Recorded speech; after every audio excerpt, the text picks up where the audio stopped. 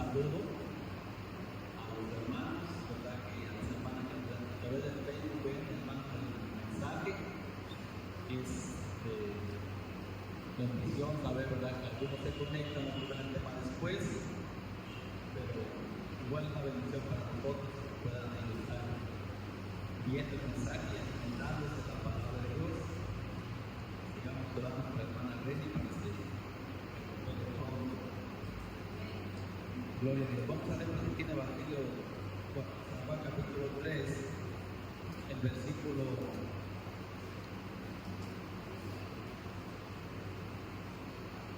21. A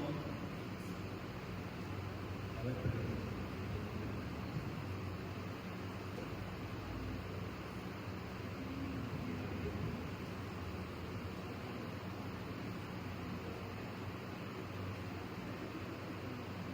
sí, vamos a leer porque de ahí partimos, ahí terminamos el último domingo, ¿verdad? Que les compartía la palabra. Dice así: mas el que practica la verdad viene a la luz para que sea manifiesto que sus obras son hechas en Dios. Oramos. Bendito Padre, te damos gracias en esta hermosa hora, Señor, de la mañana. Gracias por la oportunidad que tenemos de estudiar tu palabra, de meditar en ella.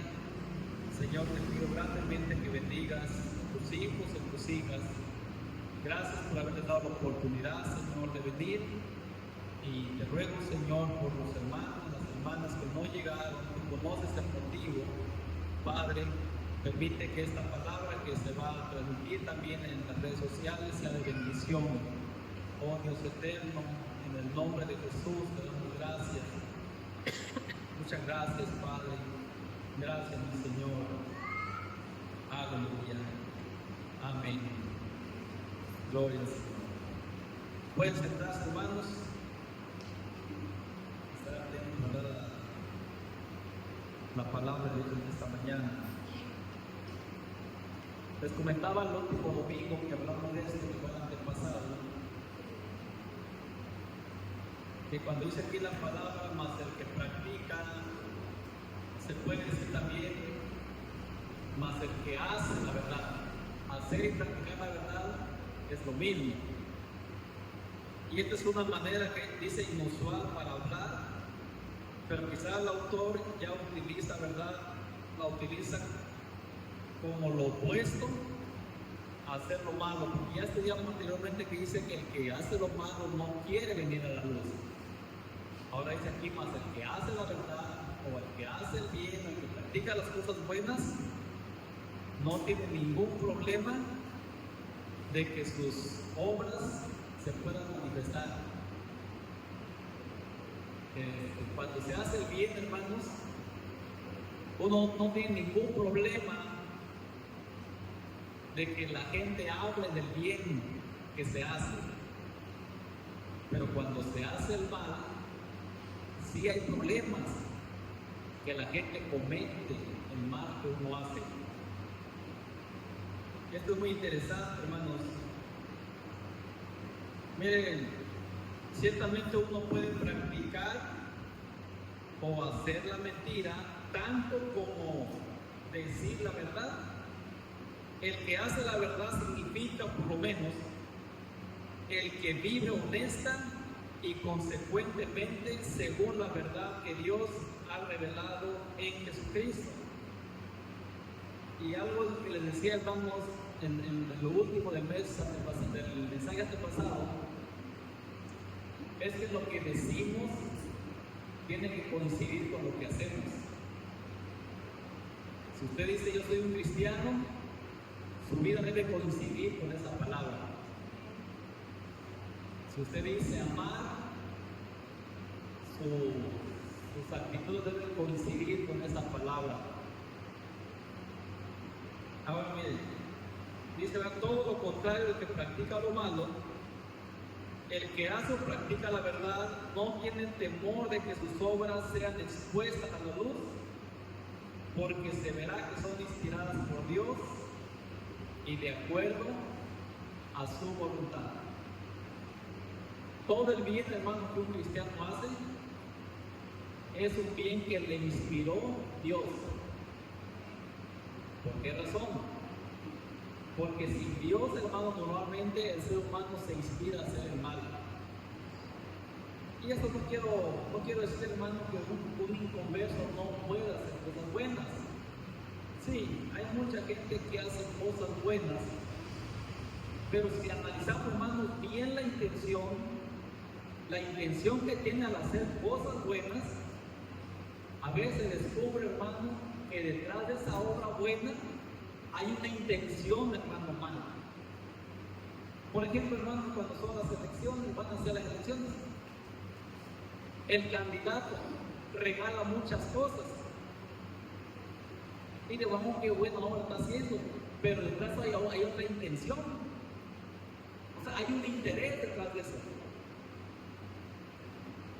Pero normalmente solamente el cristiano verdadero hace una obra buena sin un interés atrás. No es motivado por algún interés. Como decir, pues a este hermano lo voy a dar para cuando yo no tenga también el derecho. No hay ese interés, hermano, de los cristianos cuando hacen obra buena. Por eso dice aquí la palabra, ¿verdad? Mas el que hace lo bueno, el que practica la verdad, el que hace cosas buenas, no tiene ningún problema en que esas obras sean manifiestas, porque están hechas, dice, en Dios. O sea, Dios le inspiró. Es Dios el que motiva, hermano, a hacer cosas buenas a sus hijos. Y detrás de esas obras buenas no hay, hermano, un interés o una mala intención.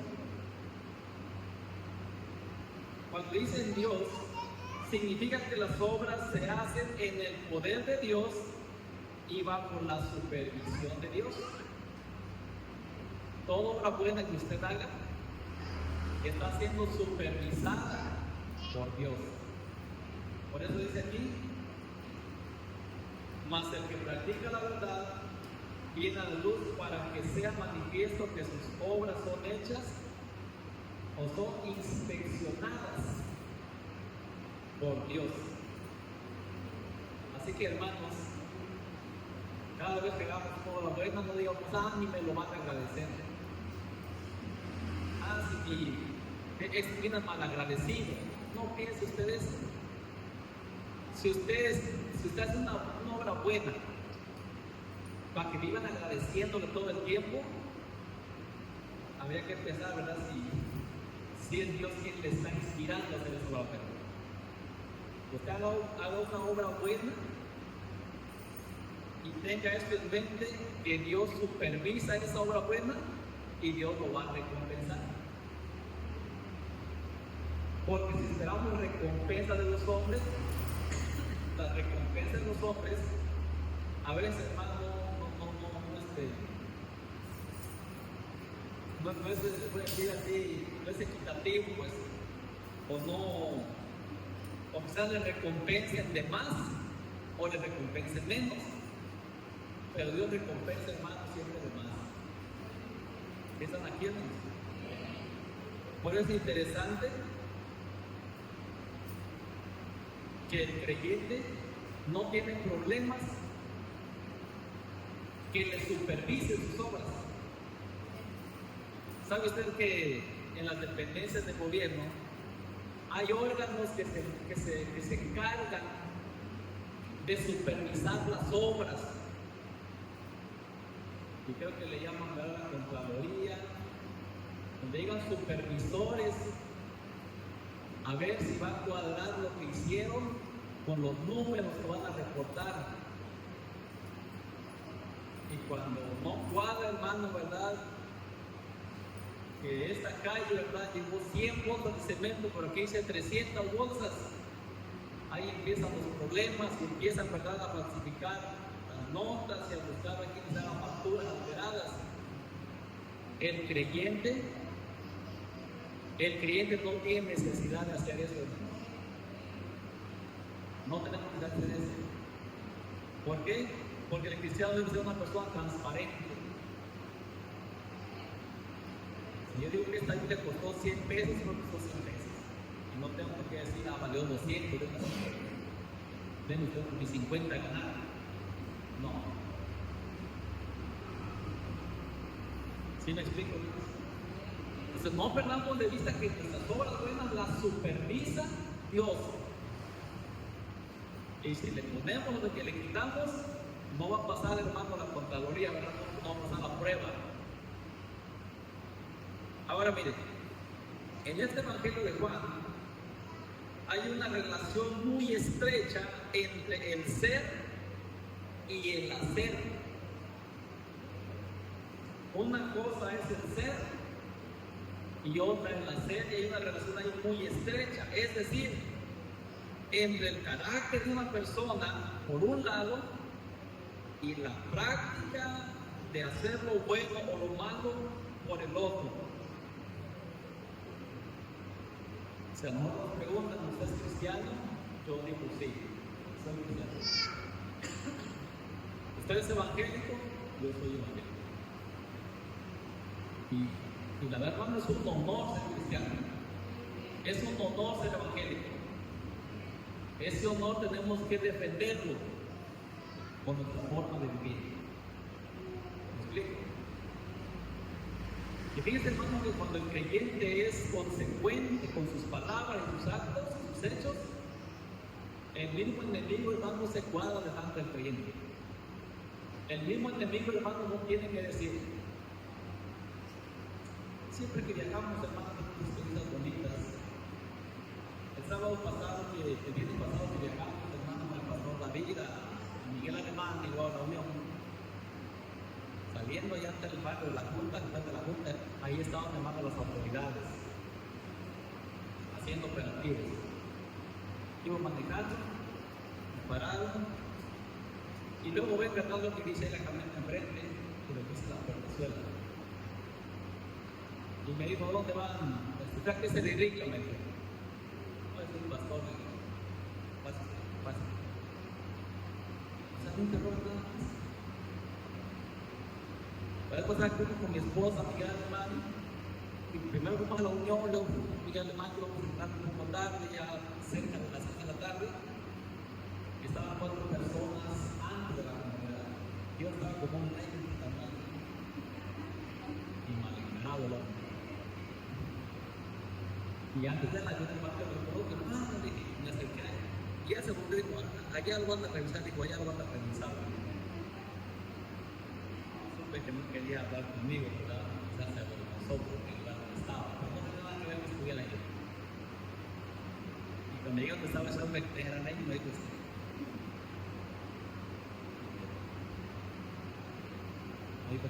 yo quisiera revisar, no, pero es que hasta abiertas no se mira. Y así pues las puertas no la revisa. Y dijo, usted dice que es, no, pues soy pastor. Digo, usted es pastor, digo, entonces ni qué vamos a revisar. Sacó la puerta, váyase. Entonces, hermanos, miren, cuando somos congruentes, consecuentes con lo que hablamos y con lo que hacemos, escuche bien, el enemigo lo va a respetar. El diablo, hermano, lo va a respetar. Hay hermanos de otras iglesias que creen, hermano, que el diablo lo respeta a uno por los gritos, ¿verdad? No, hermano, el diablo se ríe de los gritos. O por los miles de palabras en lenguas que digan, eso se ríe el diablo. El diablo respeta al cristiano que es consecuente con sus palabras y con sus hechos. Ahí se manda el diablo, tiene un tapón de boca y constantemente le están tapando la boca al enemigo, hermanos. Una cachetada, usted quiere decir así.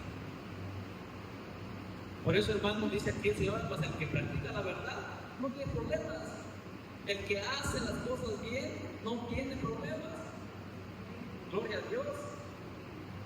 Entonces, el creer es requisito, hermano, para entrar en el reino de Dios. No es una mera afirmación intelectual, sino que además involucra un compromiso de vida.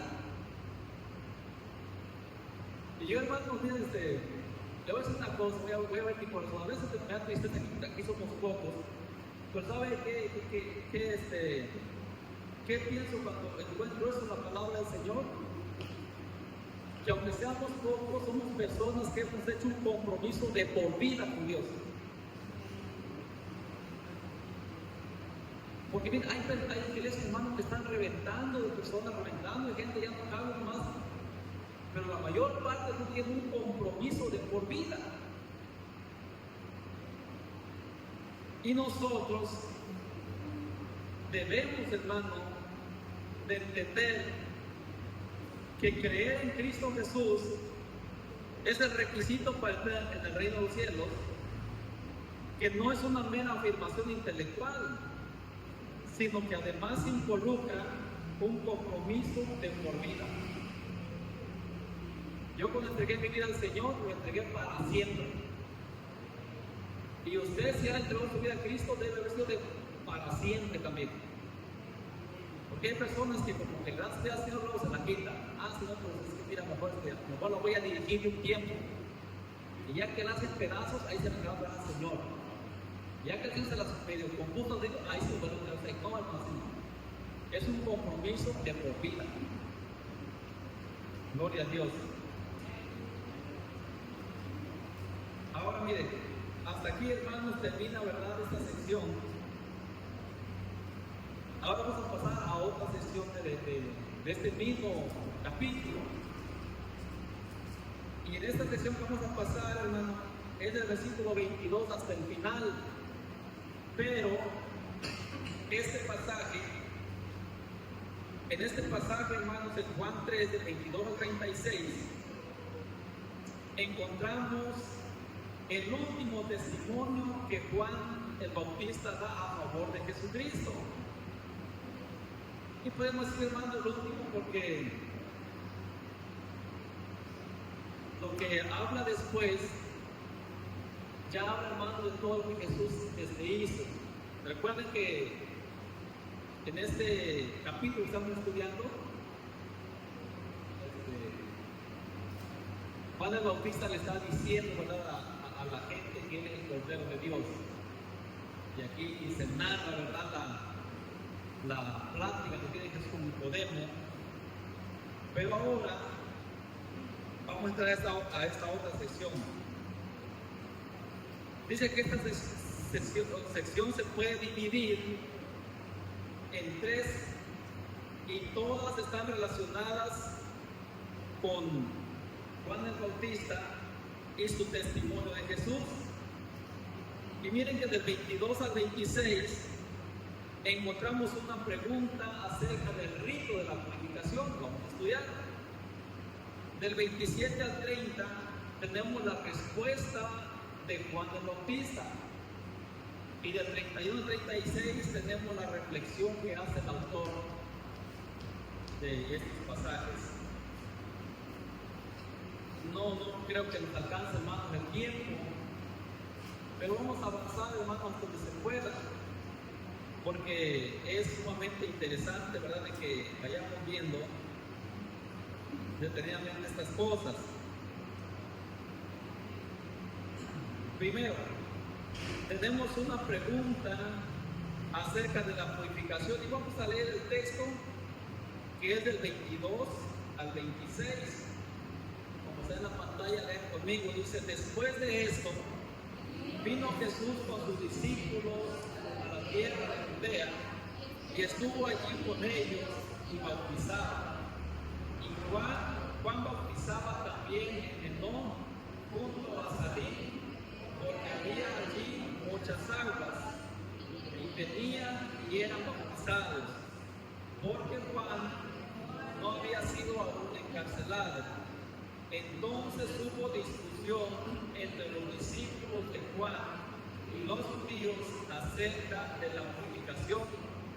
Y vinieron a Juan y le dijeron: Rabí, mira que el que estaba contigo al otro lado del Jordán, de que tú diste testimonio, bautiza y todos vienen a él.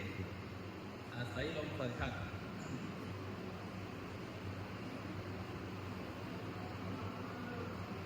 Es interesante, hermanos, cómo empieza, ¿verdad?, esta lectura. Dice, después de estas cosas, después de esto, ¿después de qué?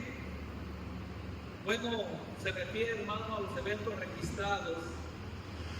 Primero, cuando estuvieron en Jerusalén, el Señor hizo la limpieza del templo, hizo señales, y después también de la conversación con Juan, con Nicodemo. Después de esos 3 eventos, después de esto dice que Jesús vino, dice, con sus discípulos a la tierra de Judea. Ahora, sus discípulos a estas alturas probablemente eran, ya incluía ahí a Andrés, a Pedro, a Juan, a Jacobo, Felipe y Natanael. Estos 6 que le siguieron desde el Jordán a la boda en Caná y de allí a Jerusalén. Cuando habla aquí de sus discípulos, quizás ya estaban también estos. No vamos a parar mucho ahí. Dice que la tierra de Judea se refiere a la zona de Judea como distinta de Jerusalén, probablemente cerca del Jordán donde bautizaba. Hay un erudito, ¿verdad?, del nombre Plumer. Este hombre observa que el ministerio de Jesús se extendió primero en el templo, como dice, ¿verdad?, ahí en 2.14, dice en Juan 2.14, y halló en el templo a los que vendían bueyes, ovejas y palomas, y a los cambistas allí. Luego el ministerio se extendió a Jerusalén.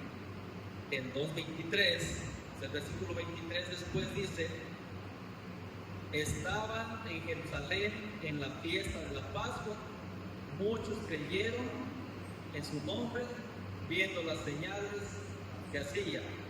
Después en Judea y finalmente en Galilea. El 4.45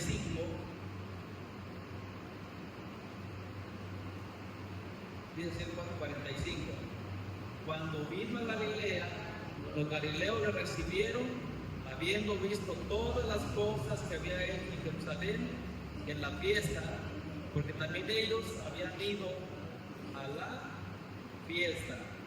Y por último, 6.1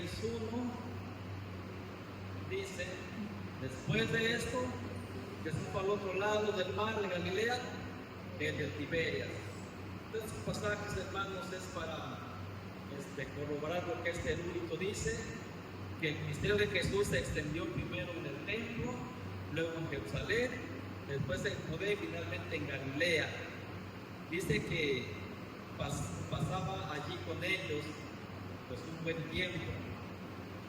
Se piensa que este ministerio en Judea duró unos 6 o 7 meses, quizás extendiéndose desde mayo, después de la fiesta, como dice, ¿verdad?, donde ya leímos el 2.13.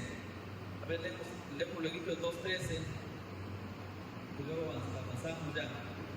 Dice el 2.13, estaba cerca la Pascua de los judíos y subió Jesús a Jerusalén. Dice que su ministerio se ir hasta la cosecha en noviembre o diciembre. El 4.35 dice, a ver, el 4.35 leemos, no decís vosotros, aún faltan 4 meses para que llegue la siega.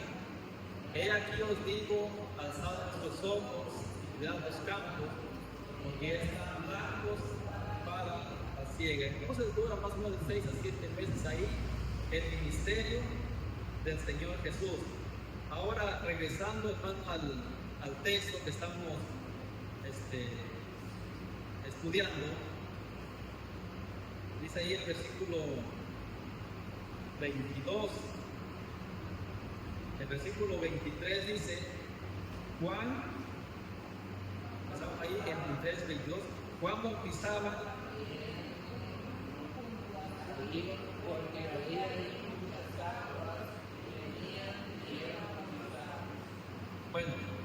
el versículo 22 dice, y estuvo allí con ellos y bautizaba. Sí, la última parte del versículo 22. Ahí estamos, ¿verdad? Pues dice aquí, y bautizaba. Cuando leemos este pasaje, hermanos, así rapidito, podemos entender de que era Jesús el que metía a la gente al agua.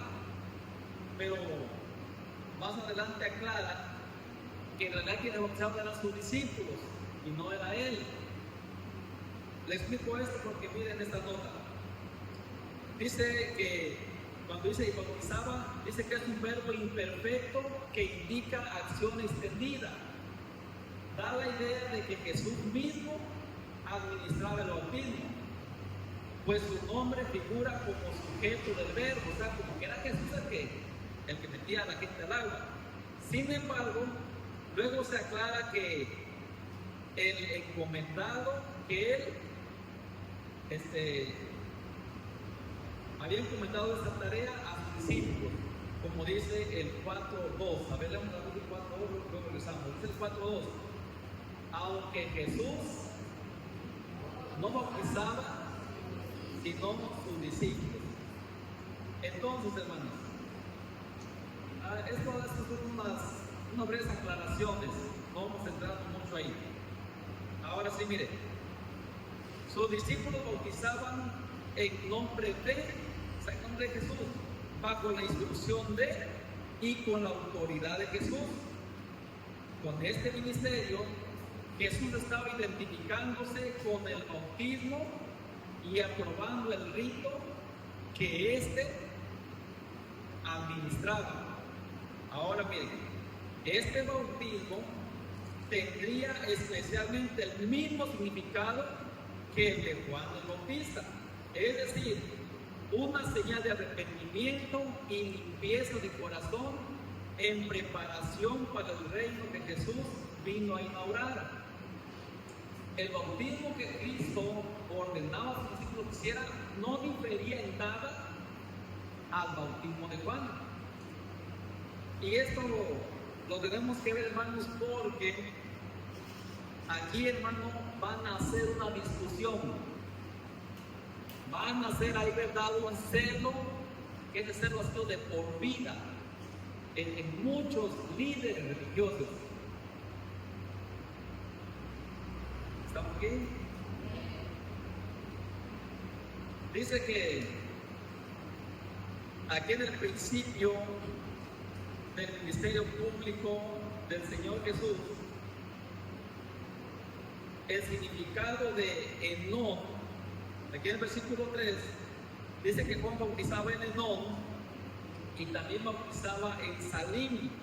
Miren qué interesante, hermanos, que Enón significa fuentes y Salim significa paz. Salim está en griego porque en hebreo es shalom. Shalom en hebreo es paz y Salim en griego es igual paz. Entonces, Enón, fuentes, y Salim, paz, fuente de paz, podríamos decir. Y cuando te entregas a Cristo, bautiza, en su corazón es la fuente de paz. Gloria a Dios. ¿Y cuántos hermanos gozan de esa fuente de paz? Qué glorioso, hermano, es gozar de esa fuente de paz. Como decía un hermano hace muchos años que murió, sube el quetzal, lo baja el peso mexicano, uno, sube el dólar, suban los aranceles, uno, hermano, tranquilo, relax. Aleluya. Dice aquí la palabra, algunos preguntaron por qué seguía bautizando Juan después de identificar a Jesús como el Hijo de Dios.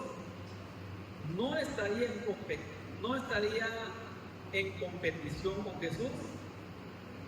Se contesta que no, en absoluto. No todo el pueblo estaba preparado para la venida del Mesías y además Jesús no había tomado su oficio en un acto público como Juan probablemente esperaba. No se sabe la ubicación exacta de los pueblos mencionados, pero muchos opinan que estaba en la proximidad de Jericó. Aquí surgió, hermano, una pregunta. Bueno, si ya Jesús es el Mesías, ¿por qué Juan sigue bautizando? Y si el bautismo de Juan es el bueno, ¿por qué hay otro montón que está bautizando con Jesús? Y surge ahí, hermano, esa inquietud en algunos. Dice que se necesita mucha agua para la inmersión de los candidatos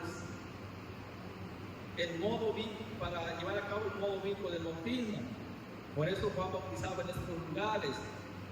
Allá había suficiente agua, no ni salir, dice, porque había allí muchas aguas y venían ya bautizados. Y eso, hermano, debe servir, ¿verdad?, como punto de apoyo para decir que el bautismo bíblico es que la gente se sepulte totalmente en agua. Algunas iglesias, hermano, nomás le rocian agua en la cabeza al bautizado, pero no hay, hermano, un fundamento bíblico donde pueda decir que esa es la manera bíblica de bautizar. Por eso los hermanos, donde no hay río, ni arroyo, ni mar, hacen tanques grandes. Si es posible, hacen albercas, o si caben en un tambo, ahí mete la gente se pone en agua, porque es el bautismo, hermano, bíblico. Que la gente se sepulta totalmente en el agua, no nada más rociadito. Porque no solamente la iglesia católica, hermanos, bautiza rociado, algunas evangélicas también. Pero el bautismo bíblico es que la gente se entierra en agua. Y por eso aquí resalta, hermano, esto, que Juan bautizaba aquí, ¿verdad?, en Enón, pero también en Salim, porque ahí había allí muchas aguas, dice, y venían y eran bautizados. Entonces, esto es como un breve paréntesis. Dice que el autor no nos cuenta del encarcelamiento de Juan el Bautista, aparte de esta breve mención. En el capítulo 24 leemos, dice, porque Juan no había sido aún encarcelado. Ahora, yo quiero decirle, hermano, que Juan el Bautista no es el Juan que está escribiendo el Evangelio. Juan, el que escribe el Evangelio, es un discípulo de Jesús. Y Juan, el Bautista, es otro Juan. Podríamos decir, es un primo hermano del Señor Jesús, por el lado humano. Para que vamos a hacer esa diferencia, porque pueden pensar que es el mismo, es diferente. Aquí el autor, hermano, no nos cuenta mucho de Juan el Bautista, solamente nos dice aquí, es lo único que aparece de él, que aún no había sido encarcelado. Por ejemplo, si leemos los primeros versículos del primer capítulo de Marcos, vamos a encontrar ahí, hermanos, de que pronto dice, después que Juan fue encarcelado, Jesús vino predicando el Evangelio. Y aquí este hombre nos dice simplemente que esto sucedió cuando Juan todavía no era encarcelado. Ahora bien, ya les dije, hermanos, que hay 3 evangelios que se parecen mucho, que son Marcos, Lucas, Mateo, Marcos, Lucas y Juan, y a esto se le llama sinópticos. Y estos evangelios dicen que dice, de los sinópticos concluíamos que Juan fue encarcelado inmediatamente después de las tentaciones y antes del comienzo del ministerio público de Jesús. Sin embargo, parece que los eventos relatados en los primeros 3 capítulos de Juan tuvieron lugar antes. A ver, vamos, leamos estos pasajes. Mateo 4:12.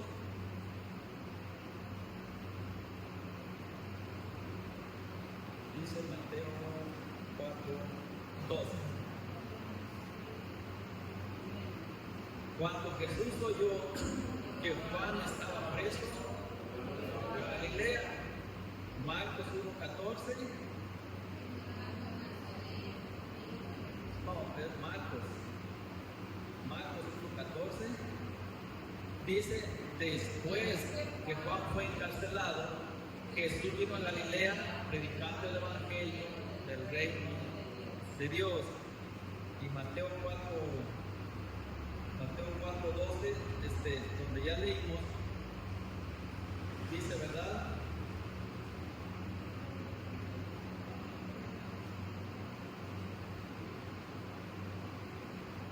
Sí, Mateo 4:12, ¿verdad? Ok. Cuando dice, cuando Jesús oyó que Juan estaba preso, volvió a Galilea. Entonces, si nosotros leemos este evangelio, no, ¿cómo es posible que de momento preso a Juan y luego encontramos a Jesús aquí, ¿verdad?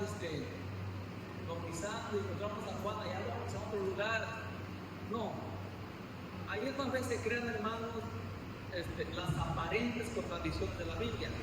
Pero cuando estudiamos, podemos sacar eso claro. Bueno, ahora sí continuamos con el texto que estamos estudiando.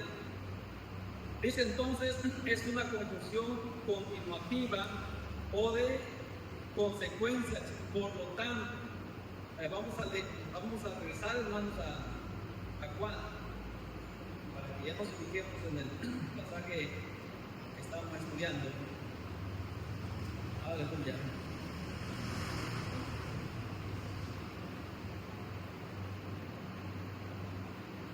Bueno, estamos ahí en Juan 3, del 22 en adelante. Ahí mantengan su Biblia, ahí mantengan el texto en la pantalla. Entonces, dice que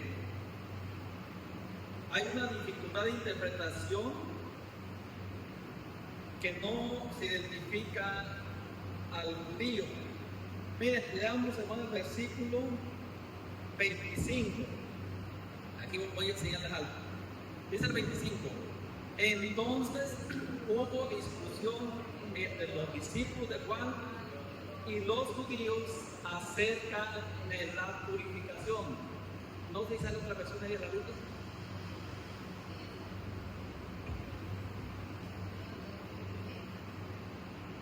A ver, cualquier versión que salga ahí. Diferentes. ¿Qué versión es? No, ¿por qué versión? La nueva traducción muy bien, siempre que tenemos aquí. Dice aquí, en esto, luego dice, surgió un debate entre los discípulos de Juan, dice, y cierto judío. Les muestro este pasaje, hermanos, esta versión, porque la versión que manejamos normalmente dice así, y los judíos. O sea, ¿por qué dicen los judíos? Porque eran, hermanos, un grupo de judíos que pensaban, hermanos, diferente. Se le llaman los esenios. Pues en realidad era un judío nada más que representaba a los demás. Y esto lo digo en base de que si consultamos varias versiones de la Biblia, todos van a decir que era un judío. Y aquí solamente la Reina Valera dice los judíos. Entonces concluimos de que este judío era un representante de los demás judíos que pensaban como él. O sea, ¿sabes qué? No estamos de acuerdo con lo que está haciendo con lo que está haciendo Jesús. Vayan y confronten. ¿Por qué razón? Así podemos entenderlo. Entonces miren,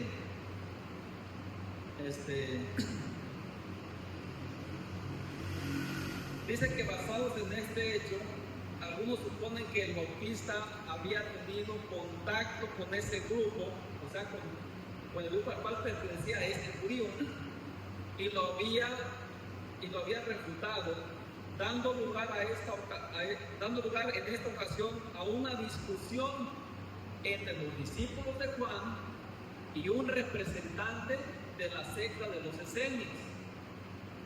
Los esenios eran un grupo de judíos que pensaban, ¿verdad?, en todo el bienestar del cuerpo, de la vida espiritual. Eran muy legalistas estos esenios. Ahora, se cree, hermano, aquí una discusión, y es más al punto al cual quiero llegar.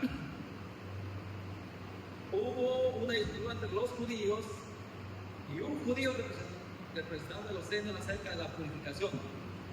Y vinieron a Juan y le dijeron: maestro, mira, que el que estaba contigo al otro lado del Jordán, de quien tuve testimonio, bautiza, y todos vienen a él.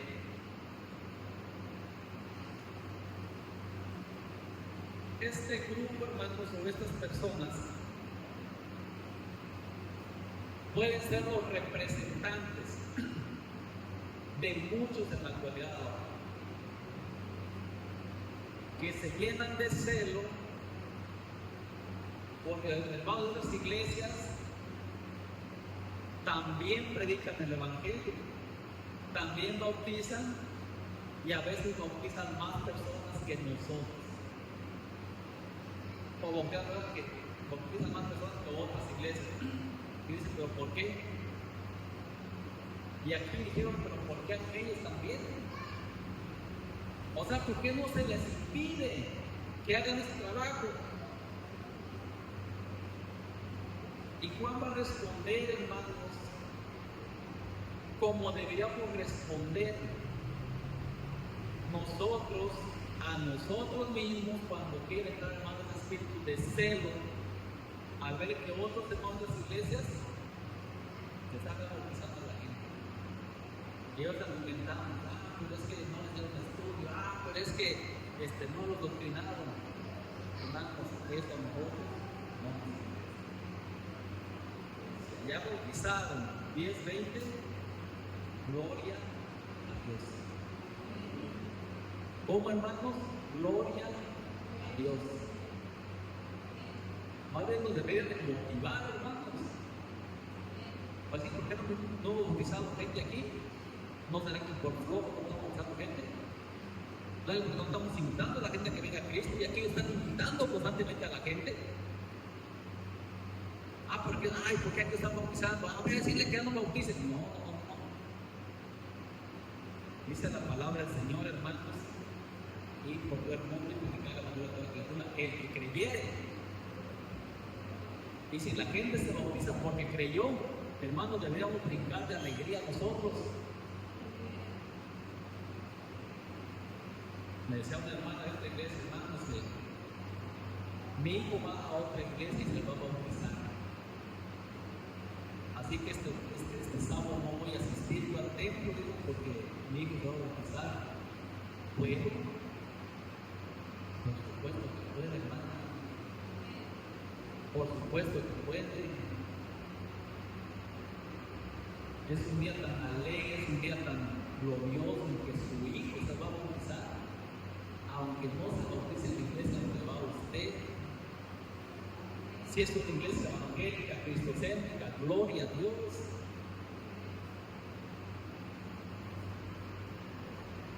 Miren, algunos sugieren que esta discusión se trataba, o otros sugieren que se trata de una discusión en que los discípulos de Juan defendían la práctica constante de su maestro. Habiendo Jesús iniciado su ministerio, o la relativa eficacia del bautismo de ambos como rito de purificación. Entonces algunos discípulos de Juan seguramente decían: pero ¿cómo es posible si esto solamente el maestro Juan estaba haciendo desde tiempo atrás, y ahora surge otro que ni siquiera anda con nosotros? Como diciendo: si no es de mi religión, ¿verdad? Si no es de mi grupo, si no es de mi iglesia, no lo debe hacer porque lo está haciendo. Dice, el texto indica que los discípulos de Juan tomaron la iniciativa en la discusión. Rabí, el que estaba contigo, de que tú has dado testimonio suena como una queja reflejando el celo de los discípulos de Juan que tenían por su maestro. Ellos amaban a Juan, amaban el ministerio de Juan. Hacía un tiempo atrás que Juan se había visto con el maestro allá por el río Jordán y que Juan había dicho claramente: he ahí el Cordero de Dios que quita el pecado del mundo. Señor, ¿te acuerdas aquel hombre de que tú dijiste,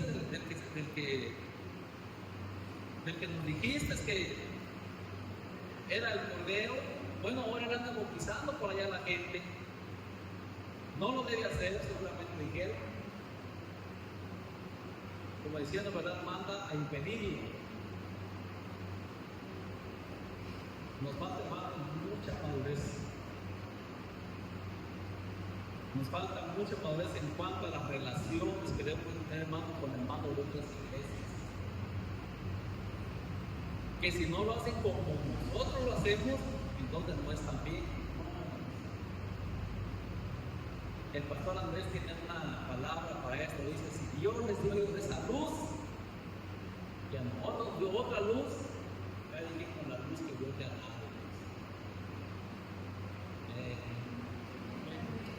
Estamos aquí. Al nombre de Dios, hermanos.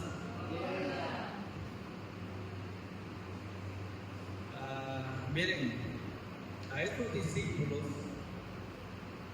les parecía, hermanos, una falta de ética o una falta de reconocimiento de parte de Jesús, pues estaba compitiendo con Juan según ellos. Y en el ministerio, yo le digo a los pastores, cuando tengo la oportunidad de ir a predicar, que nunca compitamos con ningún pastor. No. Si a otro hermano, a otro pastor, Dios le da 100 ovejas para el pastoreo, gloria a Dios. Si a mí me dan 25 o 30, gloria a Dios. No tengo, hermano, porque vamos a ganar gente para que vean que no, hermanos, no. Por supuesto que tampoco debemos caer en la ociosidad espiritual de no hacer nada. Que ya aquí somos 20, 30 cosas contentos, ya para qué más, ya no con esto ya basta. No, hermanos. Y es que decía, es que aquel está bautizando más gente todavía que tú, Juan. Y ya no están ganando.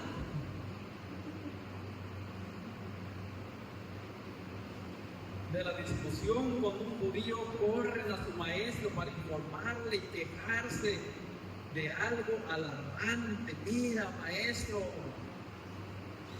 el 26, mira, que el que estaba contigo al otro lado del Jordán, de que tú diste testimonio, bautiza y todos vienen a él. Eso no era cierto, hermanos. Un poco exagerado, todos vienen a él. Eso es lo que el Señor quiere, hermano, que todos vengan a él. Pero no todos vienen a él. Estaban muy alarmados. Y no nos alarmemos, hermanos, si otra hermana de iglesia crece más que nosotros, no nos alarmemos. Pero bueno, hermanos, nos preocupemos, ¿verdad? No es la cristiana que está trabajando en la obra, está evangelizando, está predicando, y no aquí, ¿verdad? El culto a la casa del culto, y amén, gloria a Dios, hasta ahí nada más.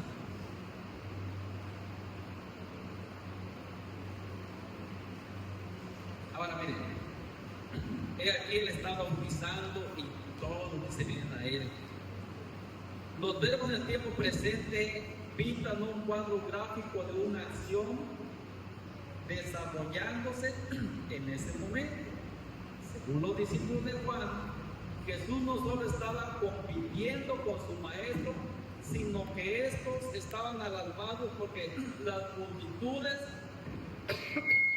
dejaban a su maestro y corrían tras este nuevo profeta.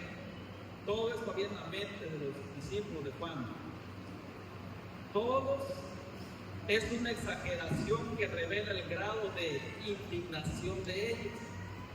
Como que dicen, todo el mundo se va para allá, estamos enojados, todo el mundo, ¿qué tanto va a ser allá? A veces se revela por algo, el seno que hay en el corazón. Además es posible que los pronombres, el qué y quién, esos pronombres aparecen aquí. Y vinieron a Juan y dijeron, David, mira que él que estaba contigo, y esos pronombres, hermanos, lo están diciendo de una manera despectiva.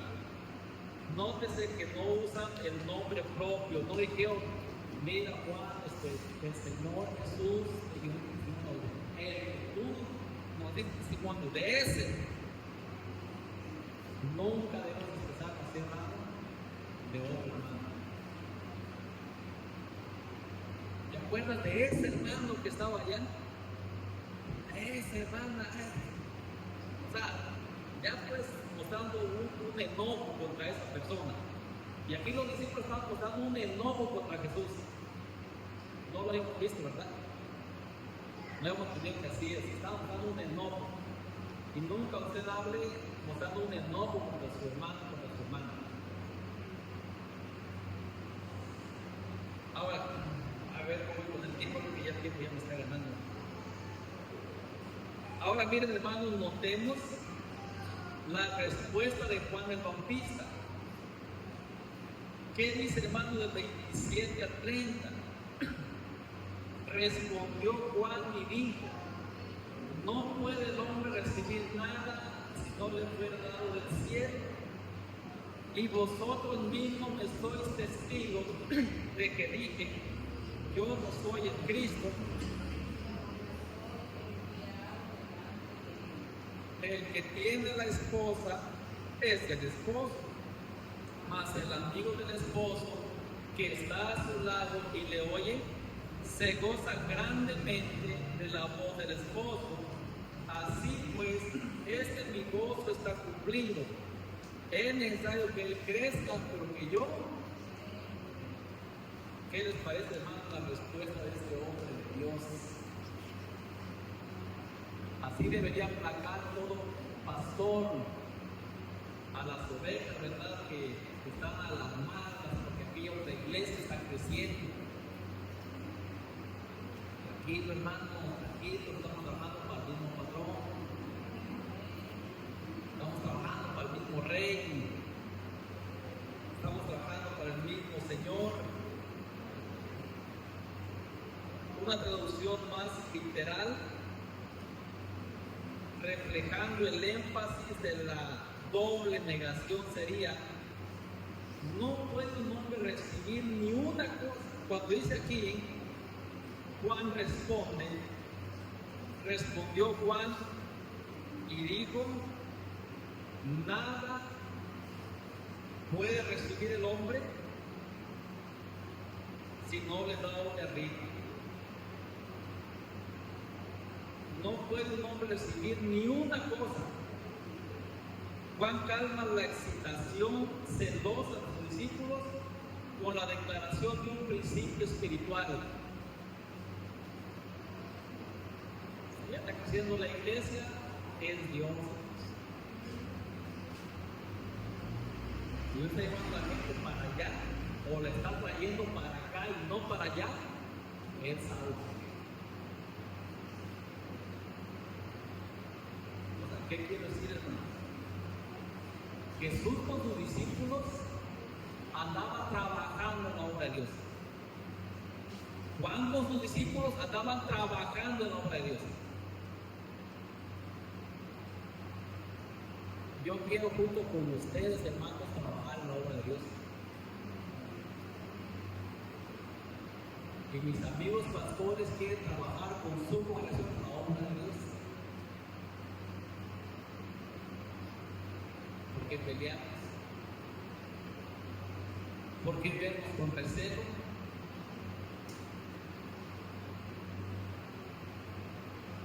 hay por qué. Antes los pastores se peleaban porque una almita de que se iba para allá. Ay, que esa alma es mía, bueno, ¿cuánto te costó? ¿Cuánto pagaste por esa alma? Claro que se le debe enseñar a la gente, hermano, que no debe andar como chapulín, ¿verdad? Brincando en la iglesia ahora, se le debe enseñar. Pero hay otra razón por la cual a veces la gente se va de una iglesia, hermanos, porque no encuentran pastos verdes, encuentran puros pastos secos, ¿verdad? Hermano, cuando yo les dé pasto seco, pues díganme, ¿verdad? Hermano, ya los pastos están muy secos, ya no siento sabor. Quiero otro tipo de pasto, ¿verdad? Que esté más suculento, más exquisito. Aleluya. ¿Cómo ven, hermanos? Juan Calma da la excitación sedosa a los discípulos con la declaración de un principio espiritual. No puede el hombre ser nada sin lo verdad. En efecto, dice que solo Dios otorga, hermanos, la autoridad para ministrar, sea con el bautismo o con cualquier otra actividad religiosa. ¿Quién le había dado la autoridad a Juan? Dios. ¿Quién le había dado, hermanos, a Jesús la autoridad? Dios. Los dos.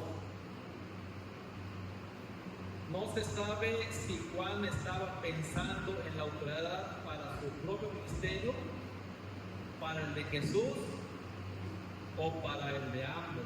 Lo más seguro es que era para el de ambos. Él estaba plenamente consciente de que su ministerio se lo había dado Dios.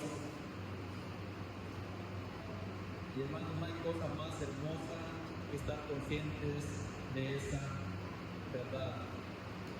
Si Dios le otorga el ministerio, hermano, a alguien, no debemos tener nosotros ningún problema, hermanos. Ningún problema. ¿Por qué? Porque si a usted le da Dios, ¿verdad? Un ministerio, ¿quién se lo puede quitar? Nadie. Nadie más. Por eso nunca sentamos las manos serias, ¿verdad? Por otro pastor, por otros hermanos, por otras iglesias, al contrario, si nos bendice, ayúdanos. A lo mejor me intento, ¿verdad? Señor, ya tiene que no haber que no las iglesias, porque chacha ahí, el Espíritu nos dice, ¿verdad? No estás organizando, no estás trabajando. Y eso nos motiva, hermanos, a invitar a la gente.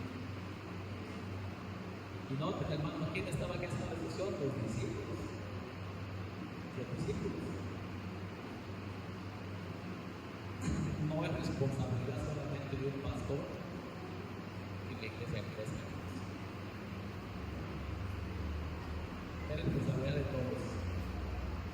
Todos nosotros somos responsables si esta iglesia crece o no crece. Vamos a orar a Dios, nos va a liberar por esta palabra. Que el Señor nos ayude, ¿verdad?, para seguir predicando su palabra, para visitar, hermano, a las almas. Y ojalá, ¿verdad?, todos vengan a Él. Nuestro buen Dios, te damos gracias en esta preciosa hora, Señor, del día. Muchas gracias, Señor Jesucristo. Gracias, bendito Dios, por la oportunidad que tenemos de poder, Señor, meditar en tu palabra. Gracias, Señor, por ayudarme. Sé que me falta, sé que necesito, Señor, aprender, capacitarme más.